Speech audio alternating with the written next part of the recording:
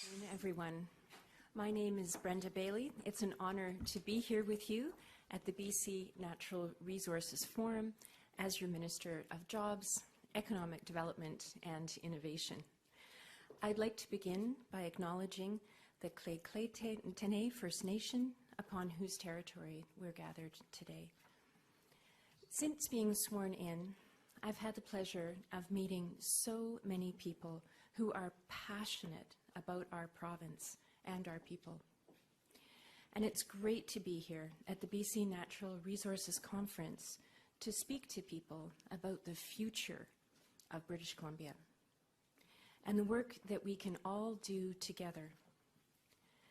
But I do also want to acknowledge that I know how difficult last week's news has been for everyone here in Prince George. I want to thank the people of Prince George for everything that you're doing to help families through a difficult time, and for all that you do to contribute to the well-being of every British Columbian in every part of our province. I'm here today for an important announcement that will support innovation, create good-paying jobs, and help diversify the forest sustainable economies in every corner of our province. And before I turn it over to Premier David Eby, I would like to thank my colleagues Bruce Ralston, our Minister of Forests, and Joel Mackay, CEO of Northern Development Initiatives Trust, for joining us today. Now, to let you know more about our plans to support communities like Prince George, I'm pleased to welcome the Premier of British Columbia, the Honourable David Eby, to the podium. Premier. Thanks so much, Brenda. It's wonderful to be here in Prince George, and it's wonderful to see the sun. Coming from Vancouver, it's a pleasant change. I'll begin by acknowledging we're on the territory of the Klaytene, and I'm so glad to see so many familiar faces from Prince George media in the room as well. It's nice to be in person. We know these are challenging times for rural and remote British Columbia. People are concerned about jobs, and particularly about being able to stay in their communities and have good family supporting jobs where they live. Our government knows that a strong rural BC is key to a strong British Columbia as a whole. That's why we're working hard to create opportunities across the province for everyone to build a good life. And that holds whether you live in downtown Vancouver in the rain or in Prince George in the sun. Looking at the actions of past governments, we know it doesn't work. Just cutting taxes for profitable corporations and hoping that things trickle down, that's an old model, and we know it wasn't successful. Instead, we're using government investment to help diversify and make more resilient local economies. So today, I'm very pleased to announce the creation of the BC Manufacturing Jobs Fund. The fund will invest up to $90 million in rural communities, supporting businesses with high-value industrial and manufacturing projects. These investments in rural BC will help create sustainable, secure, good-paying jobs. Our whole province benefits when local workers and their families can build good lives in the rural communities they call home. The money is going to go where it's needed most, to areas affected that have experienced economic impacts from changes in the forestry sector, for example. We're looking for projects that diversify local economies and promote forestry value-added innovation. Whether it's a forestry company seeking new equipment to make mass timber products, or setting up a new bioplastics or biofuel facility in a rural community. We want to jumpstart these projects by diversifying and making resilient rural and remote economies, and by promoting innovation in the forest industry, we're making communities more resilient. Sustainable and inclusive growth in rural and Indigenous communities helps everyone benefit from a strong and sustainable economy. This fund builds on the $185 million our government announced last year as part of the Forest Worker Community Support Initiatives. Now, BC's forestry sector is certainly facing a challenge. More work needs to be done in partnership to support people in forestry-dependent communities. This will be top of mind for me and for every member of our government in the weeks and months to come. I'm committed to a province where everyone can build a good life, where people thrive in their communities, and good, sustainable jobs keep communities thriving for generations to come. Thank you very much. Thank you very much, Premier. I'd also like to express that my thoughts too are with the workers and their families whose livelihoods have for years contributed to the success of the Canfor Pulp and Paper Mill here in Prince George. I myself come from a forestry background. I grew up in a forestry town, and I believe in the sustainability of this industry. The forest industry supported my family, and so I know firsthand the value of stable, good-paying jobs for families, for communities, and for the province. And I believe it's government's job to support BC's forestry industry, to support workers, to support families, and to always put people first. That is at the heart of our Stronger BC economic plan. And that's what this new BC Manufacturing Jobs Fund is all about. It's about having the backs of BC workers and companies so they can do what they do best. I want to take a moment to speak directly to the 300 impacted workers here in Prince George and to forestry workers across the province. I want you to know that this BC Manufacturing Jobs Fund is about creating opportunities for you, because you're the engine that runs our province. And because if you're not working, our province isn't working. We will not leave you behind. The Premier and our government will have your back. The BC Manufacturing Jobs Fund will be open and responsive to the needs of communities, targeting investments that you tell us are right for your community. It could be investing in a forestry company so that they can upgrade aging equipment to support new product lines, or smaller diameter tree harvesting and manufacturing, or to help a manufacturing company expand, adopt new technologies and processes. The new fund could also help create opportunities for companies to adopt innovative processes to manufacture value-added forestry products like mass timber. We've got the ability to supply grants of up to $10 million per capital project with this fund, while also supporting the project planning and business development stage, creating opportunities to leverage the federal government and different funds that they have. And, as with all new programs, we'll evaluate its success, adapt as needed, to ensure that workers and companies are getting the supports that they need. We look forward to receiving applications from businesses and organizations investing in communities hardest hit by changes in the forestry sector, so we can help deliver the stable, well-paying jobs that workers and families need to build good lives in the communities that they love and want to stay in. That's what this is about. Together, with support for value-added technologies like mass timber, investments in education skills training, and support for Indigenous and non-Indigenous communities to build new infrastructure and diversify local economies. The BC Manufacturing Jobs Fund will help give communities the tools they need to build, to innovate, to succeed, and to grow. Because an economy that is built for all, an economy that is built for workers and families right here in Prince George, is an economy built to succeed. Thank you. I'd now like to introduce my colleague, Bruce Ralston, BC's Minister of Forests. Bruce. Thanks very much, Minister Bailey, and thanks to everyone for joining us here today. I too want to acknowledge we're on the territory of the traditional territory of the Lheidli T'enneh. As BC's Minister of Forests, I'm very excited about what today's announcement will mean for forest workers and forest communities. The BC Manufacturing Jobs Fund will support businesses to plan and launch shovel-ready projects with a focus on value-added innovation in the forestry sector. This could be a pulp mill that wants to retrofit to start making paper packaging instead of newsprint, or a sawmill that wants to add a new product line to manufacture mass timber or other specialty wood products. These investments will create opportunities and good family-supporting jobs. We know that the industry is facing challenges, clearly.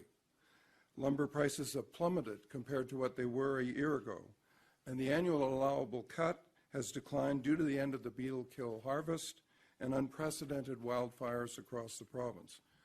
But we also know that forestry is and will remain a foundation of BC's economy for generations to come.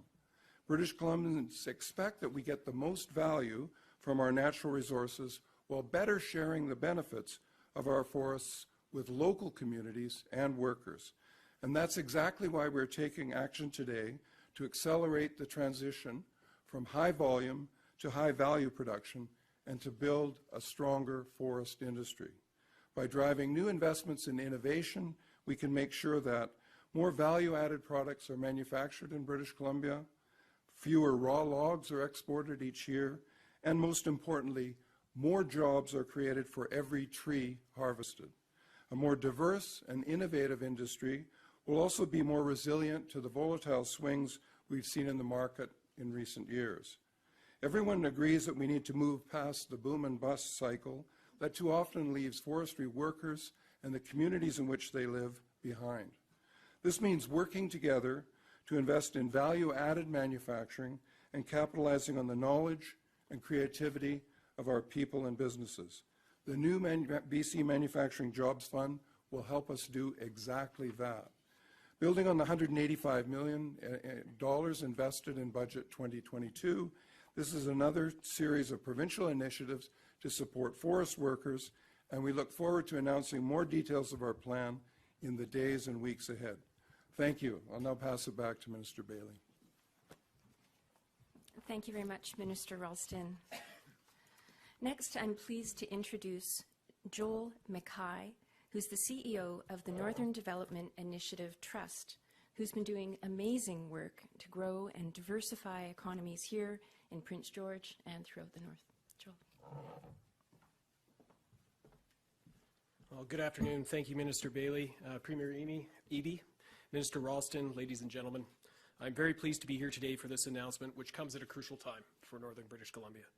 For those of you who may not be aware, Northern Development Initiative Trust is an independent, non-profit organization that provides funding to local and Indigenous governments, not-for-profits, and small and medium-sized businesses throughout Northern BC. Our mandate is to grow the economy in the North through community development, capacity building, housing, and business development programs. In the last 17 years, we have invested nearly $450 million into more than 5,000 projects in communities throughout the North, leveraging close to $2 billion in investment in the region and creating thousands of jobs.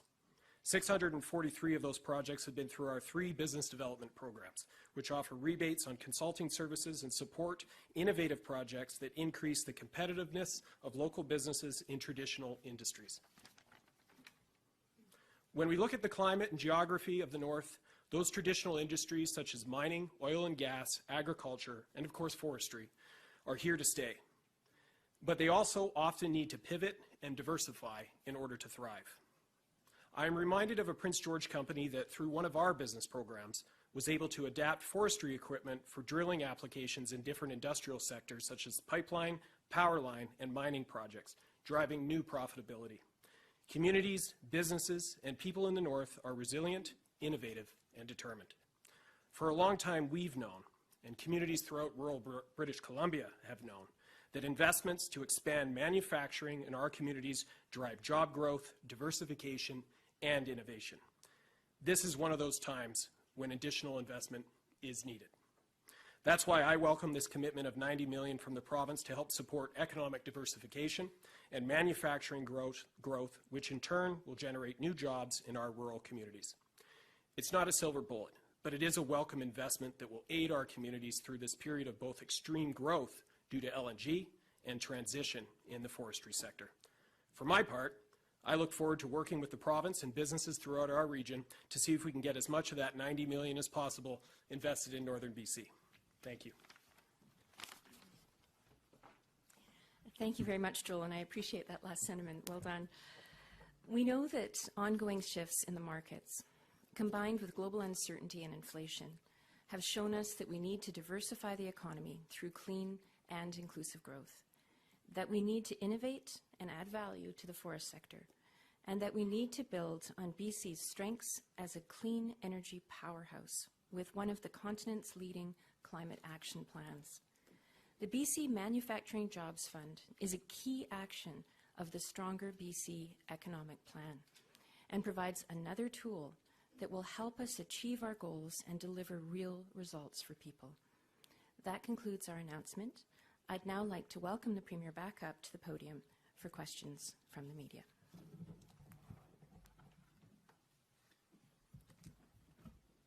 Thanks, Brenda. Just before we go to questions, maybe it's an opportunity for me to give you a quick update about, I had a meeting this morning with the workers from the Canfor mill that are facing shutdown, the loss of 300 jobs. The workers and Minister Ralston, Minister Bailey, and myself had a wide-ranging conversation about making sure that the workers who are affected by this shutdown are looked after. And I made the commitment to them, as did both ministers, that we will be standing with them and supporting them through this incredibly difficult time for them and their families. The provincial government is there for them. We will be reaching out to Canfor to have similar conversations with them to make sure that this transition for those workers is obviously a difficult process, but is as painless as possible for them, and they transition into employment that is rewarding and supportive of them and their families. And I'm very grateful to them for making the time to meet with us, to update us on what's going on the ground. It's incredibly important for politicians to hear directly from people who are affected, and we're going to keep that line of communication open with them going forward, and I look forward to future conversations with them as we work through this difficult time. Great, thank you. And we'll begin our questions now from members of the media. Each member of the media will have the opportunity to ask one question and one follow-up. Those on the phone line, please press *1 to signal that you do want a question. We're going to start on the floor today with Fran Yanor from Northern Beat. Go ahead, Fran. Thanks. Hi, Premier. Just a curiosity, I guess. It's like there's less fiber, less forest, less wood. Your government has, and you specifically, since you were sworn in, has committed to protecting more, the 30% by 2030, enshrining biodiversity in legislation. Where is this wood coming from? Thanks, Fran. So we know that the forest industry in British Columbia faces a huge challenge. The beetle kill wood that has been supplying the industry for a long time is running out. We've had massive and historic forest fires wiping out additional timber supply that mills rely on of all different kinds. We still do have wood in this province, but what we have to do is get more jobs out of the trees that we have, out of the wood that we have and that we can access. So an example is we cannot be leaving wood slash piles in the bush or burning them when we need that feedstock for pulp mills. We have burned and damaged wood from forest fire that can be leveraged into, among other things, pulp or biofuels. We need to be more creative with the supply that we do have to create more jobs for British Columbians. It is a challenging time, but it's also a time of innovation, and that's exactly what today's announcement is about. Those people in rural communities that see the opportunity for creating jobs in this sector, and there are opportunities. We see it right here in Prince George around, for example, the biofuel sector. We see those opportunities coming up. We want to support them, and this $90 million is going to go a long way to doing that. Follow-up, Fran? Well, I've just changed my mind. On the biofuels question, up to, I mean, I heard 2 years ago, one of the pellet companies was using 30% of their supply came from standing trees. So it's, originally they were supposed to come from slash piles and mill refuse. Are you supportive of cutting down trees for a pellet supply? Well, it's important that we look at timber supply and make sure that we're using it to create the highest and best value, and especially in terms of return to local communities, jobs and financial return for local communities. In some communities, with new growth, it may be biofuel. In others, it'll be value-added products. It might be trim products, or it might be decking products, or you name it. And so what this fund is about, it's not about government deciding, oh, we think this is the area, or we think this is the area. This is about bring us your best proposals from across the province. What are the opportunities in your local community that you see? The things that you look at as a business person or as a member of a local community, say, I can't believe government isn't taking advantage of this. And we'll support that work. We'll support both the business planning process. There's one stream of funding for that, as well as the capital funding, up to 20% of the overall proposal, plus up to a maximum of $10 million. So a significant potential investment for major projects.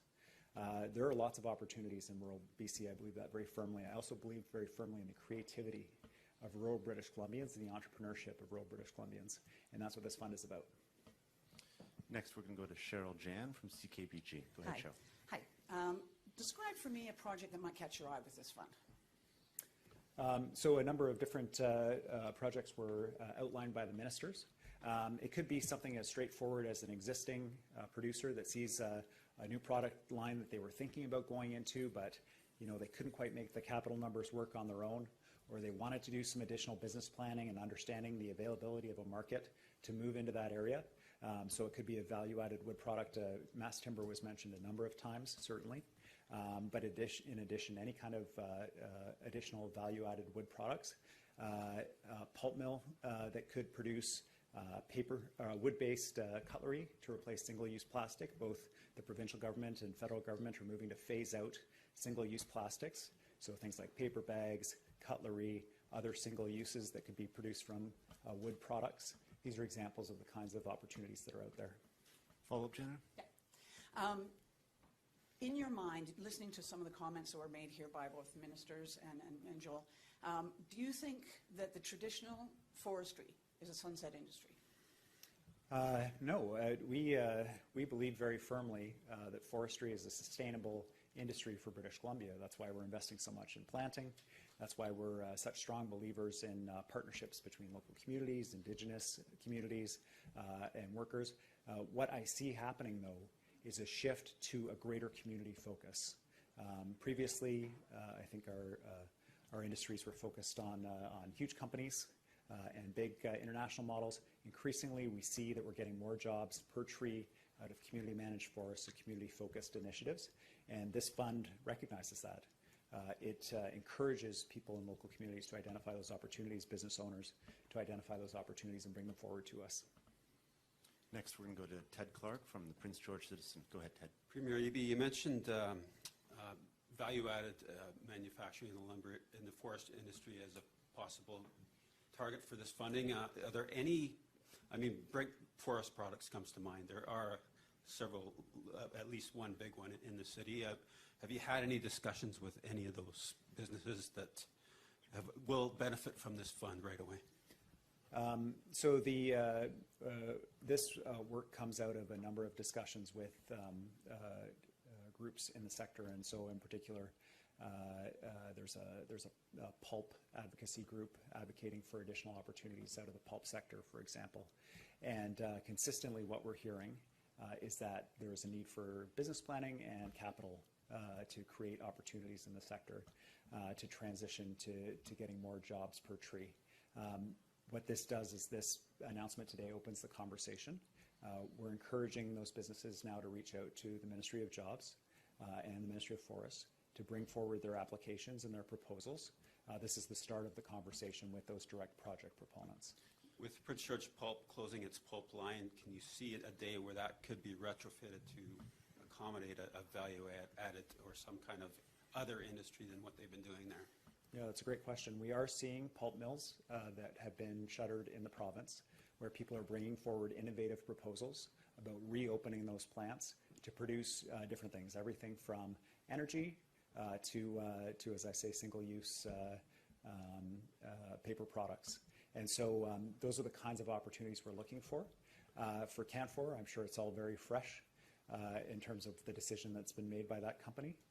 But certainly we are seeing across the province at those older mills these kinds of proposals coming forward, and this initiative today will help support those kinds of proposals. Next up, we're going to have Betsy Trumpeter from CBC News. Go ahead, Betsy. Thank you, Premier. What exactly will you do to limit raw log exports, and when? So I might turn part of this over to Minister Ralston, but government has put in place restrictions around raw log exports. And one of the reasons why I believe that we're in the situation around supply that we're facing is that raw log exports were allowed to proceed for many years unrestricted by the previous administration. And it resulted in logs passing by mills, pulp mills and sawmills that were creating local jobs in order to be exported. We need to get more jobs out of our woods for British Columbians, and that will continue to be a focus of our policies, including today's announcement about finding those opportunities to add value to these natural products. Follow up, Betsy. Can you be more specific? I still don't know what your government is going to do to limit raw log exports and when. Well, the program we've put in place requires that if you wish to export logs, you have to first offer the logs at that price domestically. And so that is one of the approaches that we've taken to raw log exports. But I think that ultimately what we need to do is projects like this, which is to create the additional value for those products in British Columbia so that those logs are worth more. They're worth more to British Columbians in terms of jobs and financially. There are a number of different products we could be producing from our logs right here. But this initiative we're announcing today recognizes that there's a bit of a hurdle we have to get over, whether it's in business planning or capital expenses, to realize that promise that's there. Next question, we're going to go to the phone lines. Richard Zispin from Global News. You're up next. Go ahead, Richard. Premier, thanks for taking my question. What can the province do to support retraining of jobs in Prince George to try to get more value-added jobs? And is there a program the province can establish to encourage people from other parts of British Columbia, including Metro Vancouver, to move to the north and take up these jobs?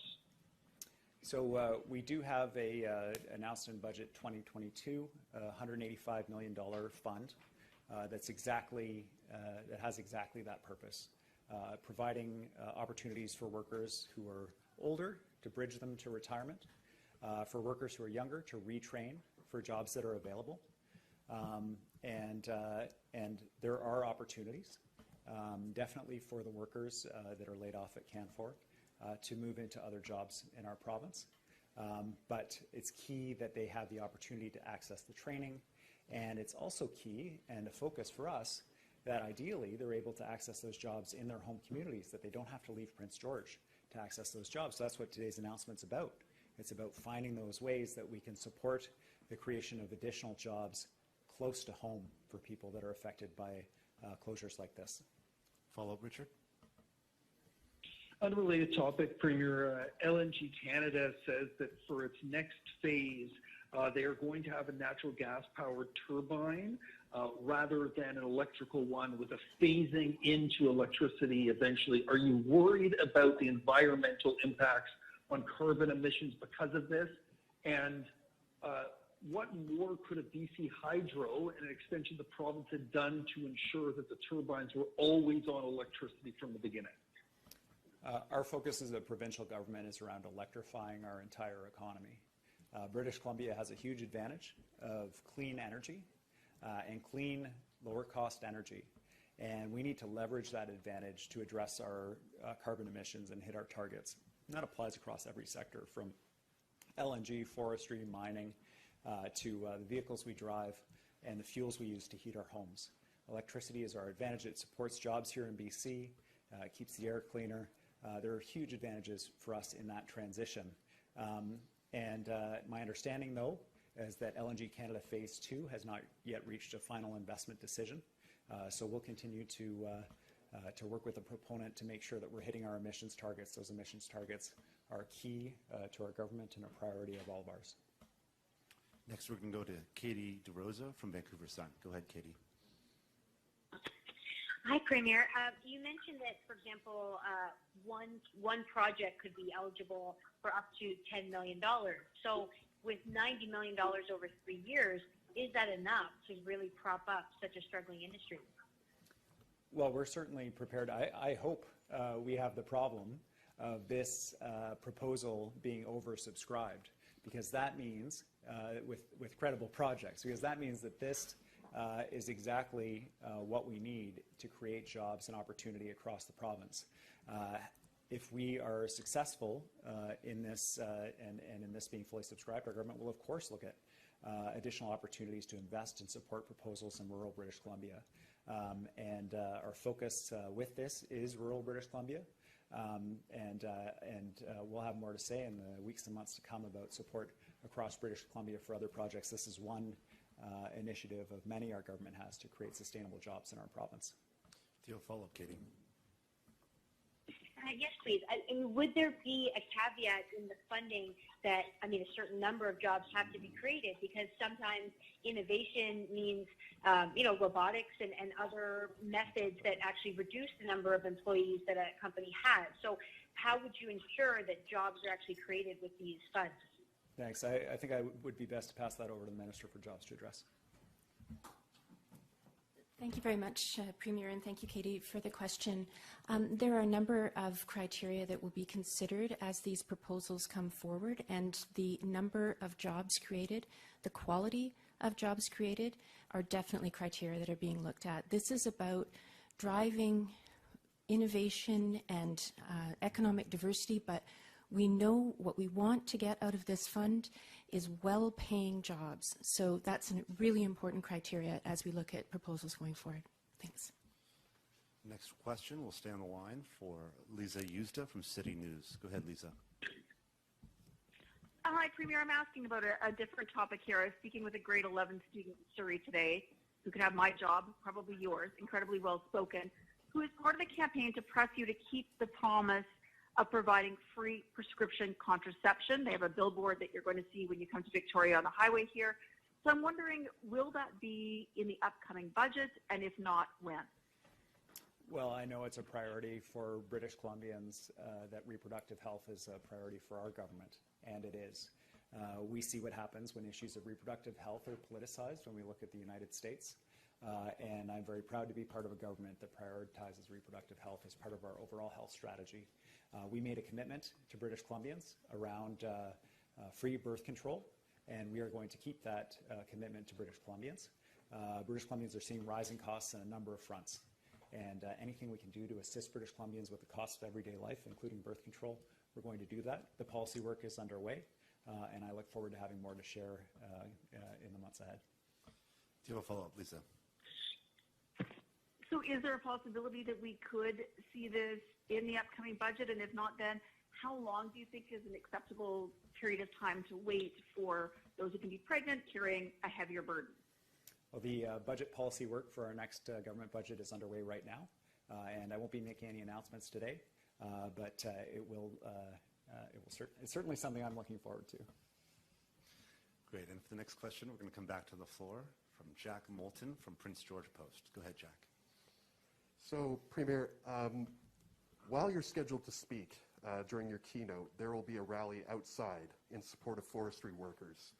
And they argue that instead of environmental or government policy reasons, that consolidation in the lumber industry is to blame for maybe the state of the industry. What does the government plan to do, if anything, to hold these corporations accountable? Thanks. On the immediate question of the Canfor shutdown, the Minister of Forests, the Minister of Jobs, and I will be reaching out to Canfor and setting up a discussion with them about their plans for the future of the site, around supports for workers that are affected by their recent decision, and we'll make sure that those workers are looked after. For the larger issue of the future of our forests and the jobs and opportunities that are available there, we're certainly aware of the issues of making sure that the trees that we have available are going to create as many jobs as possible. So this funding is part of that work that we're doing. but we've also done other work around tenure in the province and how tenure is held and so on through legislation. We need to orient our forestry industry to have a sustainable future, to be part of our low carbon future, and to support families for generations as it always has. This is heavy lifting the Minister of Forests will be doing, but I have every confidence that he and our government will be able to deliver on that. And I think for that rally out front supporting forestry workers, I think that every British Columbian could be standing out there. We all believe in a strong forestry industry, and we all support those workers, especially workers that are affected by decisions like this. Do you have a follow-up, Jack? Great, and that concludes our press conference for today. Thanks so much for joining us.